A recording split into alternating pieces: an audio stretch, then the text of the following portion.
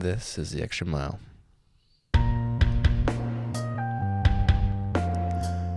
Hi, everybody, and welcome back to the Extra Mile. I'm Justin. I'm always here with the G5. Hey, George, how are you? I'm doing good, man. How you doing? I'm great. And we're also here with Caleb. Hey, Caleb. Heyo. Very good. Now we're all introduced. Gotta make sure my posture is good. I'm watching these videos, and my posture is just like, I just feel like I'm falling into the microphone. So just constantly. That's why I was talking we need to get a higher table. Yeah, holy hands. Just kind of do this. Fixes it. When you're preaching, what do you do with your hands? I do a lot of this because I don't know what to do with my hands. And for those who are just listening, George is waving his arms around in the air. When you're up there, that's the biggest fear. What do you do with your hands? So you're stuck with two options. This. So do nothing or Pockets. do everything. And you're like, there needs to be a middle ground. That's funny. Yeah. Do you choose pockets? Hide or expose.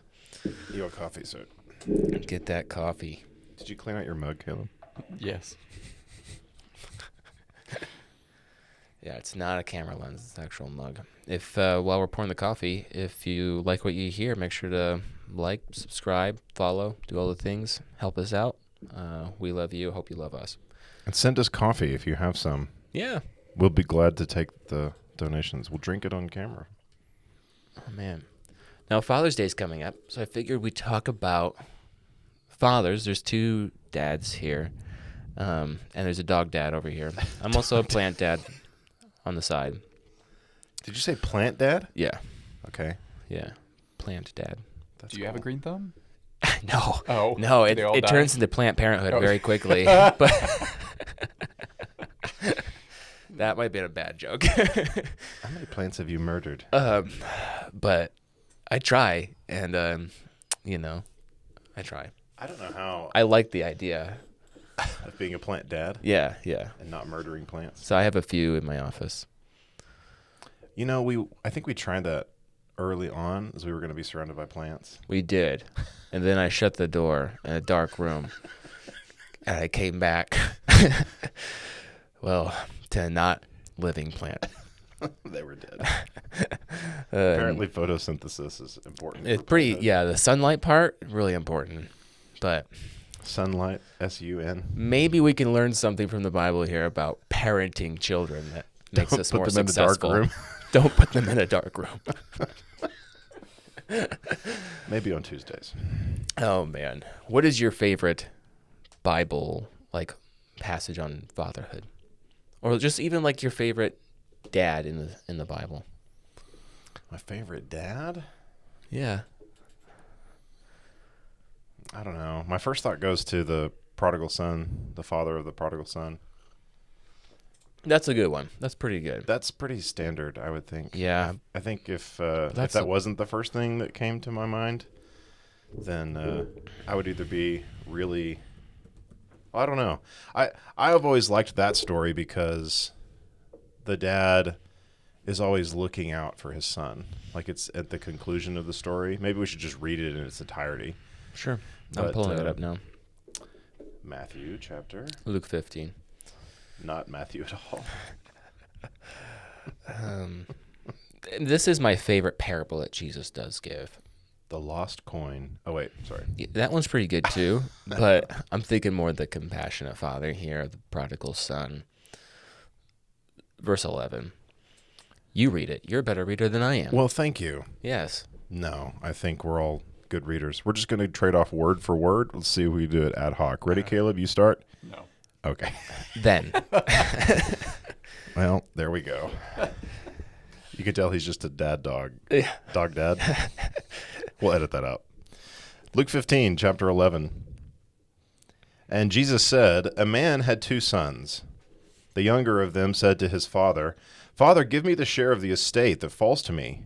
So he divided his wealth between them. And not many days later, the younger son gathered everything together and went on a journey into a distant country. And there he squandered his estate with loose living. Now when he had spent everything, a severe famine occurred in that country, and he began to be impoverished.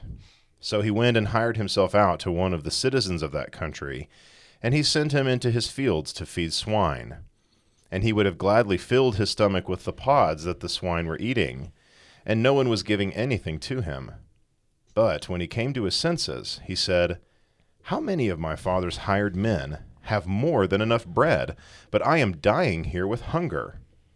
I will get up and go to my father, and will say to him, Father, I have sinned against heaven and in your sight. I am no longer worthy to be called your son. Make me as one of your hired men." So he got up and came to his father. But while he was still a long way off, his father saw him and felt compassion for him, and ran and embraced him and kissed him. And the son said to him, "Father, I have sinned against heaven and in your sight. I am no longer worthy to be called your son." But the father said to his slaves, "Quickly bring out the best robe and put it on him, and put a ring on his hand and sandals on his feet, and bring the fattened calf, kill it, and let us eat and celebrate, for the son of mine was dead and has come to life again. He was lost and has been found." And they began to celebrate. Yeah. And it keeps going, but we'll stop there, I guess. Stop there. The main focus is the first son, right? Then the second part's on the second son, which is really good. I mean, if you want to keep going, you can. Well, okay, we'll just keep going, and Sure. this is good. Luke 15:25.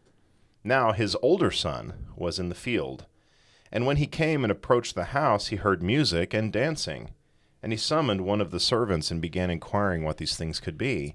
And he said to him, "Your brother has come, and your father has killed the fattened calf, because he has received him back safe and sound." But he became angry and was not willing to go in.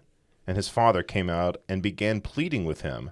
But he answered and said to his father, "Look, for so many years I have been serving you, and I have never neglected a command of yours.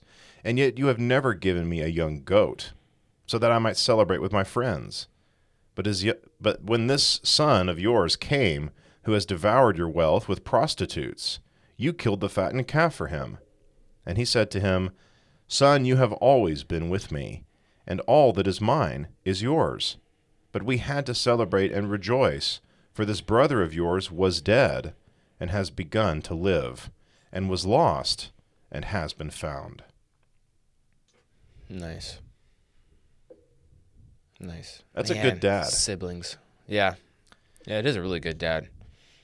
Well, and it expresses a lot of feelings. I mean, and that's what I like about it, is that it's very relatable, where there's jealousy and there's envy and there's basically a lack of understanding, and the father being passionate, but then also knowing his rationale that Jesus puts into the father, the character of this story, is a lesson for us all. No, it is. That's a great father.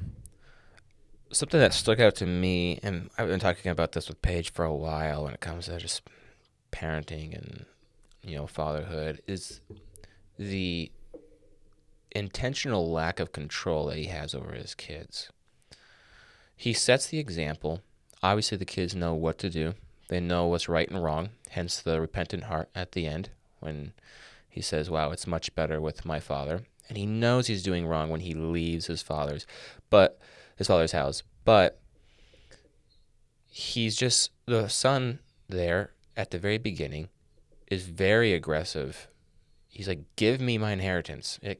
When do you receive inheritance? After your father's dead. Yeah. He's like, "No, just give it to me right now." His dad like, "Yeah, no. Go pound sand and go feed the dogs, Go do what you're supposed to." And he actually gives him his inheritance and then lets him leave. Obviously, this is an example of how God works with those that with us, has a relationship with us, right? He's not going to control us and things like that. He's going to give us a chance to have free will. And so then he leaves, and then he comes back. And when he comes back again, he's not necessarily controlling. He's saying, "Hey, let's celebrate. Let's rejoice in this moment here." And then the older son as well, he's not forcing his son here to go and be happy and hang out. Instead, he just kindly and rightly says, "Hey, look, he was lost and now he's found." I think sometimes we, as parents, really want to control our kids. And obviously there is a sense of control in which we need to guide them. But man, I don't know. Control can easily lead to secrecy real fast. That's a good point. We are like, he's really controlling. How do I do what I want to do and still get away with it? And that's when, and it may start off small. Like, I'm just going to buy this thing real fast. You see some spouses do that. You can have a really controlling spouse, and so they'll buy something with cash or something, to kind of be rebellious. Well, the idea trickles down too. I'm just talking here. This seems to be jumping out at me. Feel free to push back against this idea. But really letting your kids, guiding them and setting an example is really important, and more important than just controlling them. Setting the rules. Yeah, setting the rules, saying this is the way it is, and forcing them to do things that you want them to do, but sometimes you don't do yourselves. I don't know. What do you think? Oh, I think you're onto something. I was reading something this morning on fatherhood as we were preparing, and when do you think kids learn, like, look at you and learn the most about you and how you act in the world? We spend a lot of time in the car. Man, we spend hours and hours and hours in the car, and we're buckled in, we're strapped in, we're ready to go, and they have nothing to look at except, the window and you. And how often when we are driving do we get so frustrated? Driving makes us so angry and irritable. It really brings out the worst in us. And that is when they see us, or at least are forced to see us by law, the most. And it really made me question, man, I need to, even in the most stressful situations, even when we're out on four wheels and the probability of dying is much higher, I need to make sure that I'm keeping my cool and setting the standard. Because I can tell them what the standard is all day long, but I need to actually be the standard too. And I think, how many times have I just got angry behind the wheel and blew off? Or the other day, I went and got a McGriddle, right? It's my favorite breakfast is McGriddle. And It's so unfair that you can eat a McGriddle and look like... I didn't eat anything else the rest of the day. Oh, well, that's probably why. Okay. I get a McGriddle. I pull out a McDonald's, and we're headed back to the church. I got them pancakes and stuff like that, so I'm ready to go. I open the McGriddle because I'm going to eat it in peace before I unleash syrup onto them. Mm-hmm. And they forgot the eggs. Mm. I was so mad. I'm literally eating 2 pancakes, cheese, and bacon. I was like, where is my eggs? All right. Said, the first century millennial, or the 21st century millennial. So horrible. Right? They don't need to see that. They need to know that, oh man, I didn't get my way. I didn't get my order just right. So what?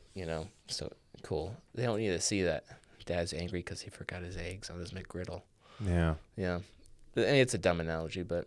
No, it's not. I mean, I think we've sort of established that the father figures are God. And so God is the model. God can easily be the model for justice and obedience and wrath. And this story especially is the father of compassion and understanding. The father willingly letting him go. And with your idea of setting an example, it really sort of holds the mirror up to me and saying, well, the one triggering thing for me is when my kids don't obey me. And it makes me flip my lid and just, there it is, bloop, lid is flipped. I'm interested in the etymology of that. What's that? Why did they say that? Flipping your lid.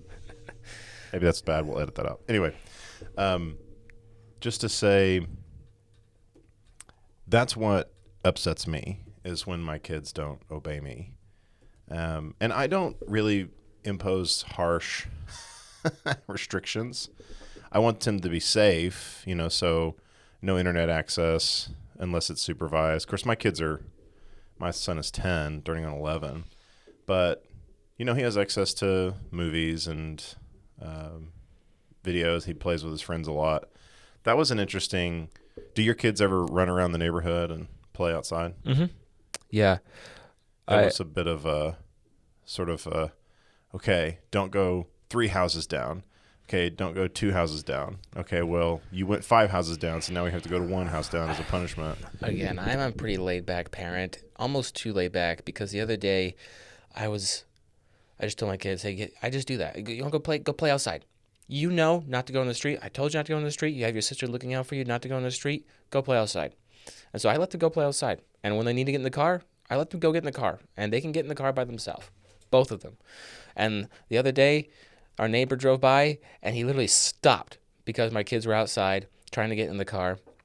And he stopped in the middle of the road and was just watching them. I'm like, what are you doing?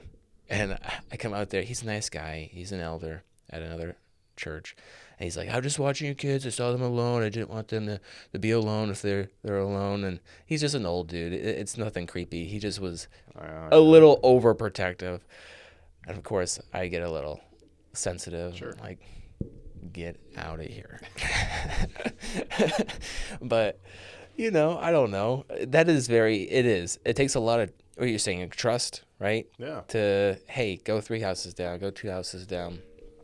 Well, then when my son goes 12 houses down, sort of like, pretty sure we established that you can only go 4 houses down or whatever it is. He's like, I thought you could times that by 4. Well, and that's what teaches me as a dad is having my kids. Okay, well, I don't think my restrictions are harsh. Yeah. I definitely am very open with the rationale of why. No, this is why you can't. Like, this is why you shouldn't just have access to sugar constantly. I think that's so important. Communication with kids, right? Right. Telling them why and giving them reasons, even at a young age, because they're sponges. They're absorbing so much. Mm-hmm. They're not dumb. Yes, at an early age, they may not understand everything you say, mm-hmm. but they are soaking up not just everything you say, but everything you do as well. Hold on to that point. Ephesians 5, verse 1, therefore be imitators. Good job. Be imitators of God as dearly loved children, and live in love just as Christ loved us and gave himself for us. All right, be imitators of God. And then it goes down to at the end of that chapter, talking about household wives and husbands. And then it begins with chapter 6, children, obey your parents in the Lord, for this is right. Honor your father and mother, which is the first commandment, accompanied by a promise, namely, that it will go well for you and that you will live a long time on the earth. And I love this. Fathers, do not provoke your children to anger, but raise them up in the discipline and instruction of the Lord. When do you think fathers provoke their children to anger? Or parents in general, because it can apply to as mothers as well. Well, from what my wife tries to show me every now and then, is because I actually tease my son. Sure, I could see that if your kid's sensitive, but also if you don't give them a reason why. If you don't tell them and communicate with them, you give them the rule, and now they're thinking about what they can't do constantly because you told them not to do that, but you never told them why. And then they do it because they're 4 or 6 or 8, and then you're upset. All right, and the kid's confused and angry. He's angry with you. There is that idea of lack of communication is a way that we can provoke our kids to anger. You want I like that. to, not do that. Give them a reason to not be upset. That means giving them a reason for why they can or cannot do something. Give them a reason for why you're setting this standard. This is what I've noticed. I like that. That's a good point. It makes me wonder, why didn't God in the garden, whenever it talks about, okay, you can do anything you want except eating from this tree. And then, he did give them a reason. Well, because the consequence of this is that you're going to die. Mm-hmm. He did. He did give them a reason. And she knew because she later, when she's talking to the serpent, elaborates, right? So they were given more information, or Adam maybe spelled out some more information to her. So she knew why. It wasn't just don't do this. That's a good example. Yeah. Because that's one of the things, like, okay, the instruction for us in the new law, what are the things we're supposed to abstain from? And that might even bring up a question of, like, where does morality come from? Where the things that we should abstain from, where's those running lists? Where it's like, don't do this and don't do that. Like the law? Yeah, well, it's in, when he's, boy, I didn't prepare this at all. Exodus. No, like in the New Testament, when Paul is basically saying these people won't inherit the kingdom.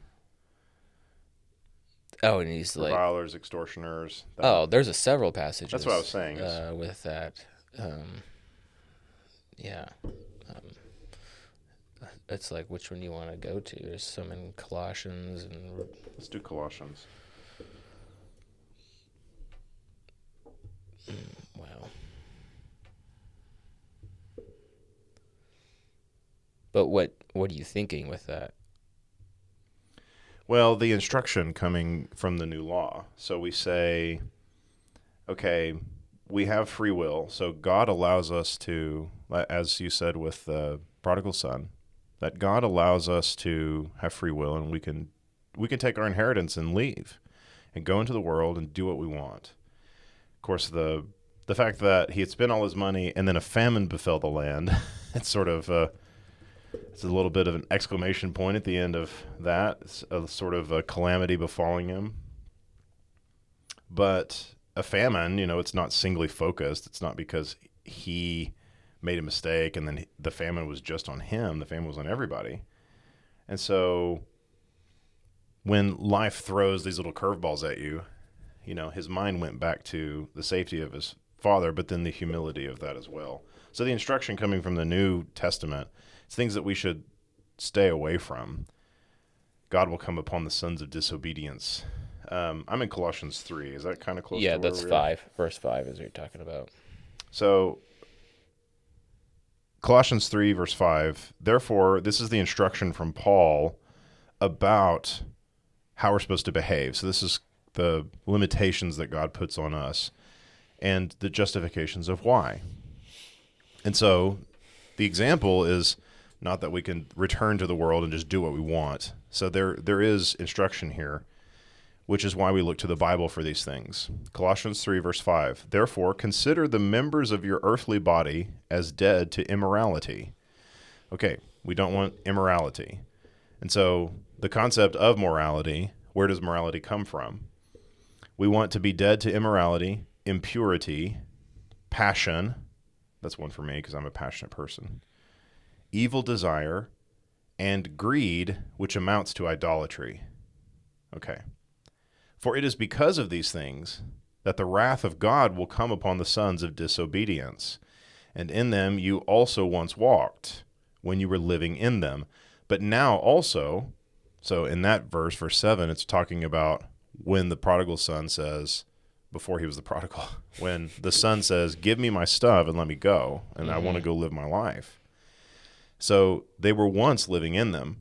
Verse 8, but now you also put them all aside. And this is the instruction to us as Christians and those who want to become Christ. Put them all aside. Anger. There's your driving and your lack of eggs. Yeah. Wrath. Well, wrath, God says that vengeance is mine. So put aside anger and wrath. Malice. What does y'all's version say? Malice. Malice. Does it say malice? Let me. What does malice mean? Look. So I have malice. What verse is that? Because I was looking at a comparable. I just found parallel. It's the intention or desire to do evil or ill will. Yeah, mine says malice. So malice. Yeah. So putting away anger, wrath, malice, the intention to do evil, slander, so lying, and abusive speech from your mouth. Do not lie to one another, since you laid aside the old self with its evil practices and have put on the new self who is being renewed to a true knowledge according to the image of the one who created him. That's your point about that the father, the prodigal son father, set the example. And that's the image that we're modeling ourselves after. Yeah. And so whenever we are considering these things and how to live and how to make choices and the example that we're setting for our kids, that's also where we want to be as well. We want to put aside anger, wrath, malice, slander, and abusive speech from your mouth. And so you're exactly right. Those times that we're tempted when we're driving, whenever our McGriddle doesn't have the egg in it, whenever our DoorDash order gets lost or somebody steals something from us, or let's go even further, like when someone steals money from you or your house gets robbed, or did I tell you about that time that I came out of my house and somebody had taken a tire off of my car? No, what? Break it down. So it was back before I had my truck. I had a Ford Fusion, and I liked that car because it was paid off. And I come out to take my son to school, like you do, and I noticed that my car was a little lower than it used to be, like the night before. And I came out, and somebody had taken a wheel off of my car in the middle of the night. What in the world? This is at my current house here in Lubbock. And I come out and like one of my wheels is missing. And so literally my rotor is sitting on my concrete driveway. They didn't bother leaving the jack. They were just like, yeah, let's take that too. No, they gave me a little cinder block, but I guess they couldn't get it to fit. And so the cinder block was next to it. They didn't even bother to put the car on the cinder block. So it was really upsetting. It was really upsetting to then say like, well, I can't go anywhere. And then I couldn't even get my car jacked up to get the spare tire on it. Sure. And so I had to get creative, and eventually I did. And so we got Samuel to school, and I got my spare on the and then to like, have you ever tried to replace a wheel? You always can, like, I'm not a tire, like the wheel and the hub, it was very challenging. Oh, man. And so I called my dad and I said, and my mom, and I said, I'm really upset. And they found some junkyard in Texas that had a Ford Fusion wheel that was the same as mine. And so they bought it for me. And I actually went out to wrench apart, and I found one that would fit and worked. And so I got a tire put on it.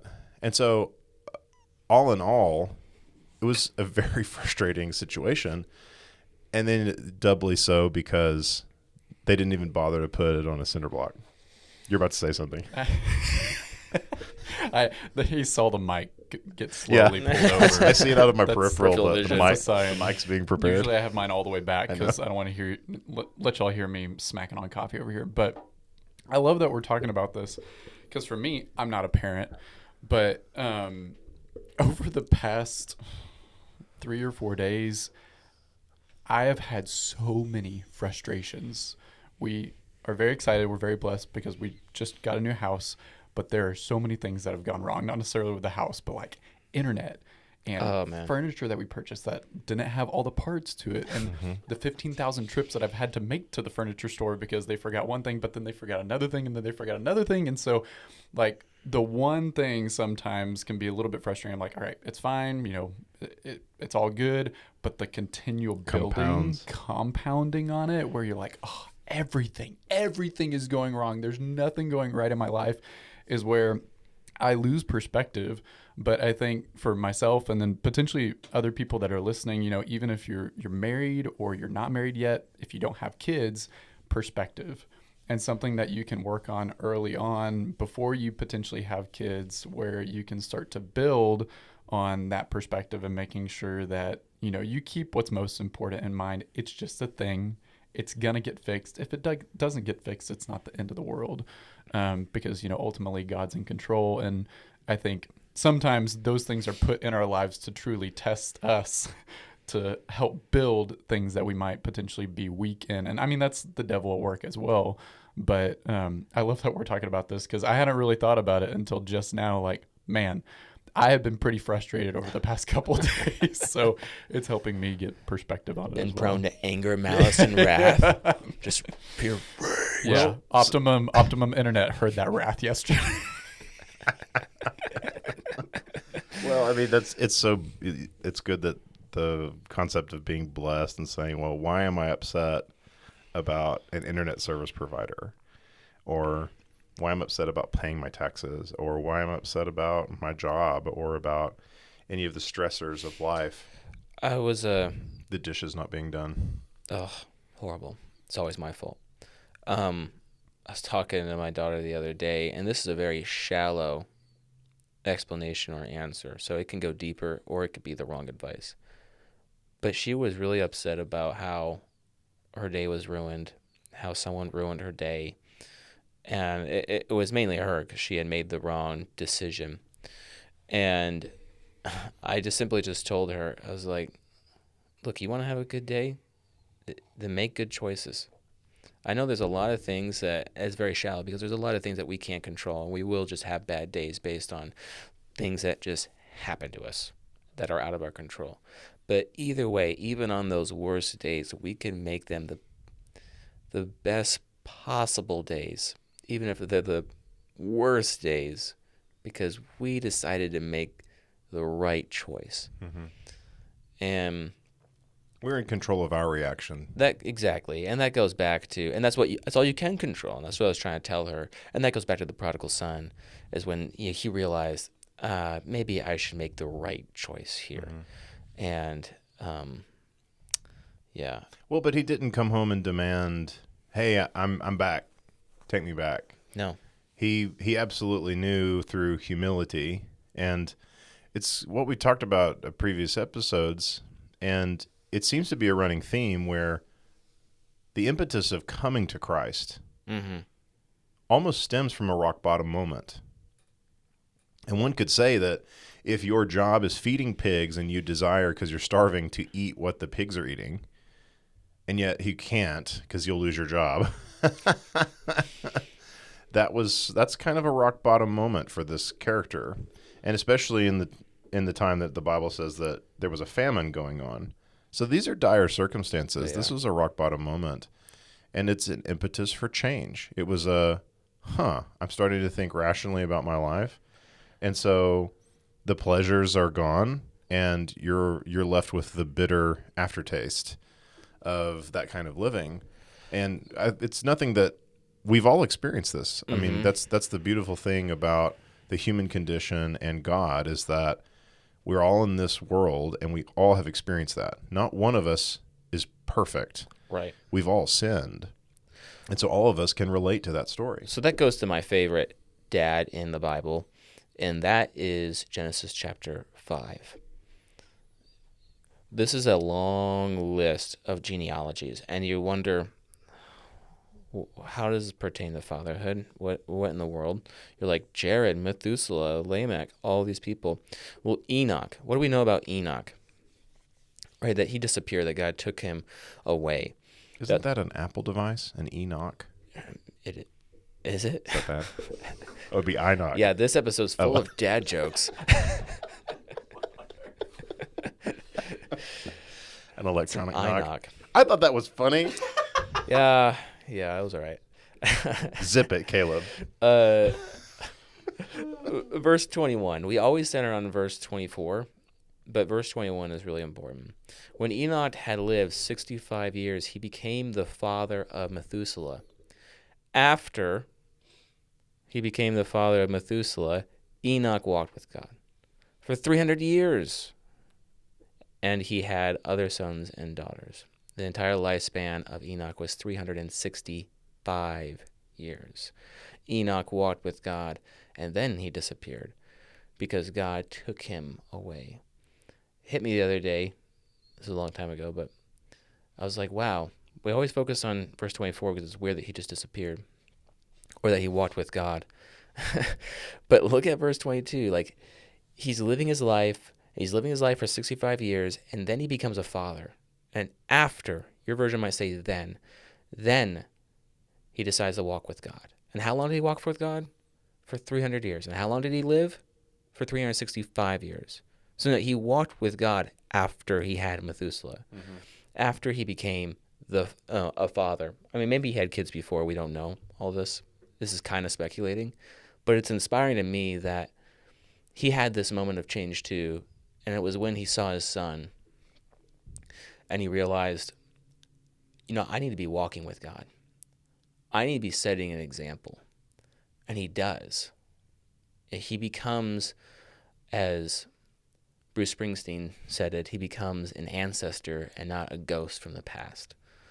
He becomes an example that we can all live by and be guided by. And that walk with God means that there's this intimacy with him, right? James 4:8 tells us, and draw close to God, and God's going to draw close to you as well.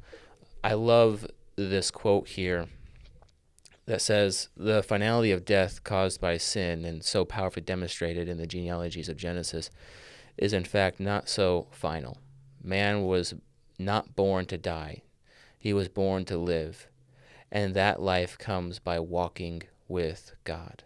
Walking with God is the key to the chains of the curse. And for fathers, especially today, that's so important.